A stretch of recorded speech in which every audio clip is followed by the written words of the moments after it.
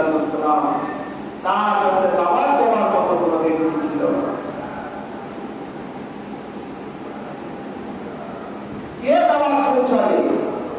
দাওয়াত দেওয়ার মতো কেউ ছিল না। তিনি আল্লাহকে স্মরণ করেছেন, তিনি আল্লাহর পুত্র দেখেছেন, তিনি আসমানের মধ্যে সূর্য দেখেছেন, আসমানের মধ্যে চন্দ্র দেখেছেন, আসমানের মধ্যে তারকারাজি দেখেছেন। এক সময় দেখেন আসমানের মধ্যে কি হয়েছে, মানে রাত্রিবেলায় চন্দ্র উঠেছে, রাত্রিবেলায় তারকারাজি উঠেছে। তিনি মনে করেছেন হয়তো রাত্রিটাকে আলোতে স্নিগ্ধময় করে দিয়েছে, এই চন্দ্রটাই নাকি হয়তো কোথাও হবে, রব হবে।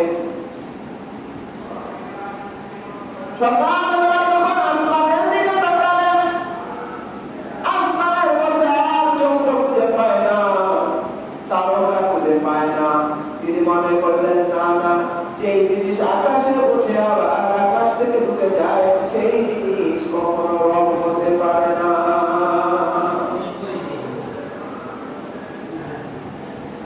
সকালবেলা পূর্ব আকাশে তাকালেন,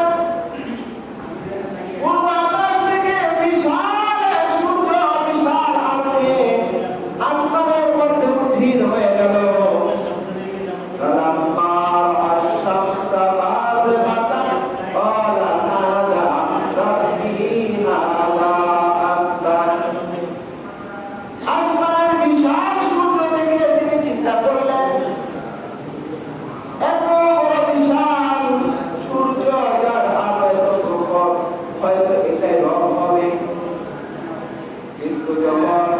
সন্ধ্যাবেলা পশ্চিম আকাশে যখন সূর্যটা ঢুকে গেল, তখন তিনি বলেন না না, সেই জিনিস উত্থিত হয় আবার ঢুকে যায়, সেই জিনিস কখনো হতে পারে না।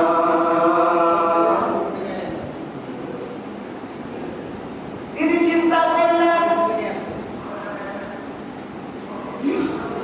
পৃথিবীর এমন সব আল্লাহ সুবহানাহু ওয়া তাআলার সৃষ্টি, এবং সব আল্লাহ সুবহানাহু ওয়া তাআলা সৃষ্টি করেছেন।